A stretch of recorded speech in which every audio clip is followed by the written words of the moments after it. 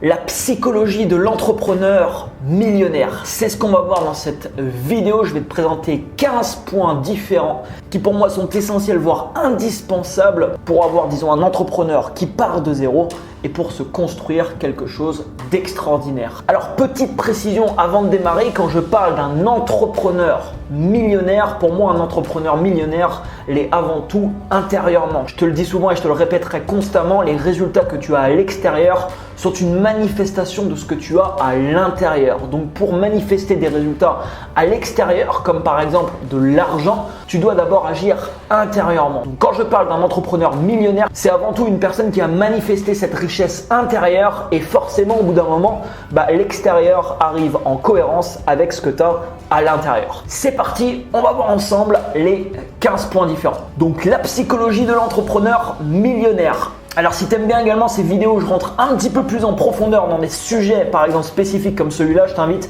à mettre un énorme like d'ores et déjà sous la vidéo pour récompenser mon travail. Alors le premier point, c'est un entrepreneur bien entendu qui prend des risques. Alors il y a combien de personnes qui aimeraient avoir de grands résultats sans sortir de la sécurité qu'ils ont entre guillemets actuellement, sans prendre aucun risque? C'est impossible. Si tu regardes la carrière de tous les entrepreneurs qui sont aujourd'hui connus, qui ont aujourd'hui créé dans le monde quelque chose de grand, à de multiples moments généralement dans leur vie, c'est des gens qui doivent prendre des risques et des fois d'énormes risques, mais c'est ce qui leur a permis justement de manifester actuellement dans leur vie les résultats qu'ils ont. Si tu veux devenir un entrepreneur millionnaire, il sera indispensable pour toi de sortir de ton confort et de prendre des risques plus ou moins importants, bien entendu en essayant de prendre des risques mesurés à chaque fois. Le point numéro 2, c'est un entrepreneur qui est en perpétuelle formation. L'entrepreneur qui croit tout connaître sur tous les sujets, généralement, qu'est-ce qu'il fait? Cet entrepreneur, généralement, il stagne dans le temps. Un entrepreneur millionnaire, un entrepreneur qui a de grands résultats et qui continue à être constamment en croissance, c'est quelqu'un généralement qui est en perpétuelle formation. Formation auprès des gens qu'il rencontre, formation bien entendu avec toutes les actions qu'il pose sur la table et formation en allant tout simplement chercher de l'information gratuite ou payante dans différentes sources qui va lui permettre de prendre des décisions de plus en plus éclairées justement dans sa carrière. Numéro 3, une personne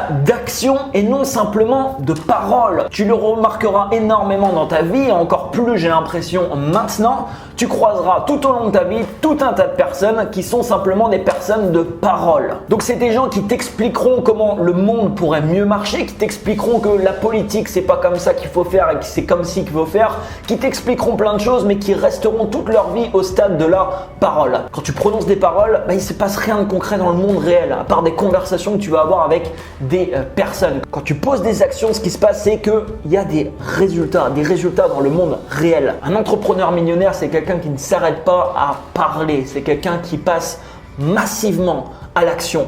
J'insiste sur le mot massivement. La plupart des entrepreneurs que je connais aujourd'hui, la plupart des entrepreneurs inspirants de ce monde qui ont créé des choses incroyables, c'est des personnes qui sont impliquées à 2000% dans ce qu'ils font. C'est des personnes généralement qui travaillent énormément et qui posent tout au long de la semaine des actions massives. Numéro 4, et j'ai mis le numéro 5 avec parce qu'ils se rejoignent un peu, c'est une personne qui a une certaine ouverture d'esprit. Tu n'es pas ouvert d'esprit, malheureusement, tu te fermes à tout un tas d'opportunités. Encore une fois, question de croyance, question de conscience également. Sois ouvert aux choses que tu ne connais pas, même si tu ne le connais pas. Et même si tu penses que ça marche comme ça, si quelqu'un te présente quelque chose qui marche complètement différemment à l'idée que tu as avec ce domaine par exemple, sois ouvert d'esprit. Ne sois pas instantanément dans le jugement sans connaître. Sois ouvert d'esprit, prends les informations, teste les choses et ensuite émets des jugements par rapport à des résultats concrets que tu as eus, non par rapport à des hypothèses que tu formes dans ta tête. Le numéro 5, c'est quelqu'un qui se remet constamment en question. C'est également extrêmement important. Se remettre en question, accepter qu'on a tort, accepter que la décision qu'on a prise c'est peut-être pas la bonne, je me remets en question, je prends sur moi et j'essaye de prendre par exemple une nouvelle décision. Et ça c'est pareil, c'est capital. Si tu veux bâtir une carrière d'entrepreneur à succès, tu dois être capable d'accepter tes erreurs et de te remettre en question. Numéro 6, bien entendu, c'est quelqu'un qui apporte de la valeur autour de lui. Si tu fais les choses que pour toi, au bout d'un moment, forcément, ça va coincer. Au bout d'un moment, ça ne fonctionnera pas. Les entrepreneurs qui ont le plus de réussite, c'est également des gens qui apportent une énorme valeur autour d'eux. Ils ont créé des services qui sont utilisés par des centaines, par des millions de personnes. Ils ont créé des produits qui sont également utilisés par des centaines de milliers, par des millions de personnes. Ils apportent de la valeur à d'autres personnes et ils échangent cette valeur contre une autre valeur, une valeur monétaire. Plus tu apportes de la valeur autour de toi, plus tu auras toi-même des résultats. Et plus la valeur, bien entendu, est bénéfique dans la vie d'autres personnes, plus tes résultats à toi seront également importants. Je te referai une vidéo bientôt et je te parlerai bientôt de ton impact émotionnel dans le monde, de ton ardoise émotionnelle. Tu n'es pas encore abonné d'ailleurs à cette chaîne YouTube, je t'invite à le faire dès maintenant. Numéro 7, c'est un entrepreneur qui est passionné. Si tu n'as pas la passion, ça ne fonctionne pas. C'est la même chose. Regarde toutes les personnes qui lancent des projets juste pour l'aspect financier, parce qu'ils sont attirés par l'appât du gain. Généralement, qu'est-ce qui se passe ? Mais généralement, ça dure pas bien longtemps. Pourquoi ? Parce qu'être entrepreneur, je ne vais pas te dire que c'est simple. Tu vas être confronté à tout un tas de galères. Il va te falloir une énorme dose de persévérance et de détermination. Si tu n'es pas un minimum passionné par ce que tu fais, ce sera un excellent prétexte tout simplement pour abandonner au premier challenge, que tu vas rencontrer. Et forcément, des challenges, tu vas en rencontrer beaucoup. Tu dois être passionné, pas un petit peu, énormément passionné par ce que tu fais. C'est ce qui va t'apporter cette persévérance, cette détermination qui te permettra justement de mettre en place et d'aller au bout des projets que tu veux mener. Numéro 8, c'est une personne qui comprend qu'il a besoin des autres. Tu as besoin des autres et tu dois bien te mettre ça dans la tête, surtout si tu veux avoir des résultats conséquents. Quoi que tu veux faire dans l'entrepreneuriat, tu auras toujours besoin des autres. Tu auras toujours besoin des autres. La personne qui reste dans son coin, qui est fermée aux autres, malheureusement, il se coupe d'énormément de ressources et de possibilités qui auraient pu lui permettre de grandir beaucoup plus vite et d'aller justement beaucoup plus loin. C'est à toi également de te rendre dans des événements et d'aller dans tout un tas d'endroits où tu vas pouvoir connecter justement avec des personnes qui vont pouvoir t'apporter des compétences. J'en parlais d'ailleurs récemment dans la dernière interview que j'ai faite de Ludovic, le créateur du site de rencontre Attractive World et de l'application Shaper qui permet justement de connecter avec d'autres personnes. Si tu as manqué cette vidéo, l'interview s'affiche juste ici. Numéro 9, je suis tombé récemment sur une interview de Steve Jobs. Il parlait des numéros 1, 2 et 3. Il expliquait que dans chaque domaine, exactement comme dans une équipe de football par exemple, il y a les meilleurs joueurs, il y a les joueurs moyens et il y a les joueurs un petit peu, on va dire, moins bons. Tu dois t'entourer des numéros 1. Tu dois t'entourer des numéros 1. Tu dois avoir cette capacité de trouver des numéros 1 et de les convaincre, entre guillemets, de travailler à tes côtés, avec toi. Si tu travailles avec une équipe de numéro 1, forcément, ce que tu peux produire est complètement décuplé. Ta puissance est complètement décuplée. Et ça peut te permettre de t'ouvrir sur énormément de choses auxquelles toi, tu n'aurais pas forcément pensé. Tout simplement parce que tout seul, on ne pourra jamais avoir toutes les compétences qu'il faut pour mettre en place un projet et le développer sur le long terme. Entoure-toi de numéro 1. Pour ça, tu dois côtoyer du monde, aller voir des gens, aller à la rencontre de personnes. Être entrepreneur, pour moi, ce n'est pas un métier, c'est une vie. Ça fait partie de ta vie. Il n'y a aucune interruption. Le salarié, quand il rentre chez lui, c'est fini, le boulot est fini.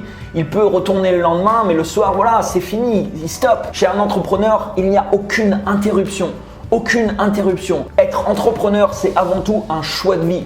Un choix de vie qui peut t'apporter des choses incroyables dans ta vie, mais il faut bien être conscient également que ce choix implique dans ta vie énormément de choses, énormément d'efforts, potentiellement également des fois des sacrifices et tout un tas de choses pour mener à bien tes projets. Alors personnellement, c'est quelque chose que je ne peux te recommander parce que personnellement, ça a complètement transformé ma vie de devenir entrepreneur et ça m'a apporté énormément de choses justement dans ma vie. Mais je pense également que ce n'est pas forcément destiné à tout le monde. Il faut bien avoir ça en tête. Et c'est pour ça que les gens, comme je te disais tout à l'heure, qui deviennent entrepreneurs pour courir après l'argent, c'est même pas la peine. Si tu deviens entrepreneur pour l'argent, c'est mort. C'est mort. Il y a des personnes qui arrivent des fois à faire des coups comme ça, à gagner un peu d'argent sur un truc, mais généralement ça dure pas bien longtemps. Numéro 10, qui va peut-être te paraître un petit peu plus étonnant, c'est une personne généralement qui a une connexion spirituelle. Pour avoir aujourd'hui côtoyé beaucoup d'entrepreneurs, pour en avoir interviewé également pas mal qui ont des résultats justement conséquents. Tu retrouveras d'ailleurs la playlist des interviews, les nouveaux millionnaires. C'est des entrepreneurs qui sont partis de zéro et qui sont aujourd'hui devenus tout simplement millionnaires de par l'activité qu'ils ont mis en place. Et la majorité, je ne vais pas dire tous parce que ça serait faux, la majorité ont une sorte de connexion entre guillemets spirituelle. Ça veut dire quoi une connexion spirituelle? Ça veut tout simplement dire être conscient, tu vois, qu'il existe autre chose de ce qu'on peut voir ou alors expliquer entre guillemets. Et c'est des gens généralement qui vont être justement en connexion avec entre guillemets cette force qui est à disposition, je pense, de tout le monde, qui vont être alignés avec eux-mêmes pour prendre de bonnes décisions.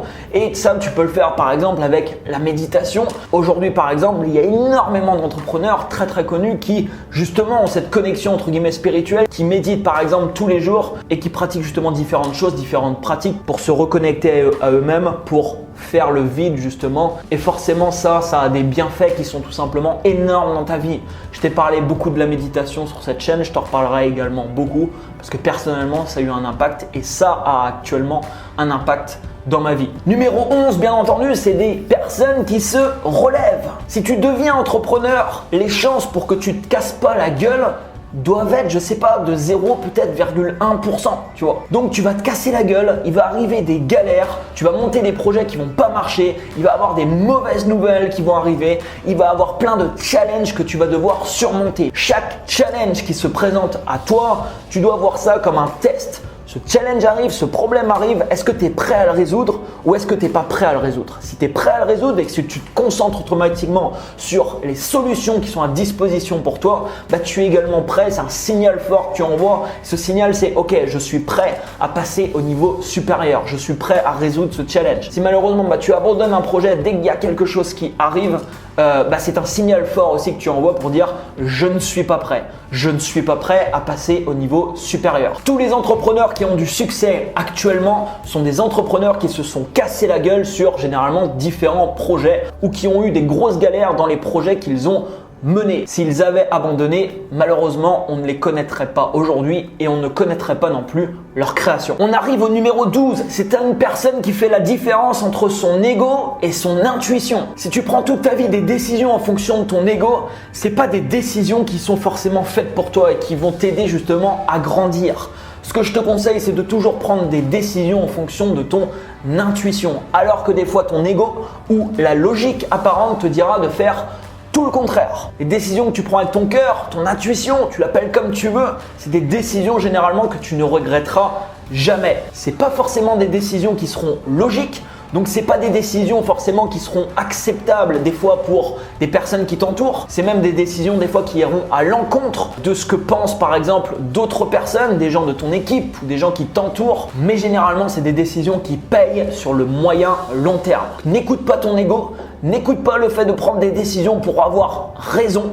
Écoute ton intuition. Numéro 13, c'est une personne qui comprend que sa psychologie influence sa réussite. Tes croyances, tes convictions, tout ce que tu as dans la tête a un impact énorme sur les résultats physiques qui se manifestent actuellement dans ta vie. Pour moi, un entrepreneur millionnaire, c'est quelqu'un qui a conscience justement de ça et qui va travailler en permanence sur sa psychologie, en permanence sur ses croyances, ses convictions et toutes les barrières qu'il peut avoir dans la tête et qui peut limiter justement dans le monde physique ses résultats. Je t'en ai parlé beaucoup sur cette chaîne YouTube parce que ça a été le travail personnellement énorme que j'ai fait sur moi ces dernières années pour essayer au maximum de m'enlever toutes mes barrières, de changer mes croyances, de changer tout ce que j'avais dans la tête. C'est ce qui me permet actuellement d'avoir les résultats que j'ai obtenus tout simplement. Alors c'est pareil, j'avais tourné une vidéo qui s'appelle 6 mois de reprogrammation où je t'explique des exercices que j'ai fait, que je fais toujours dans ma vie tous les jours et qui me permettent justement de reprogrammer mon cerveau sur les résultats que je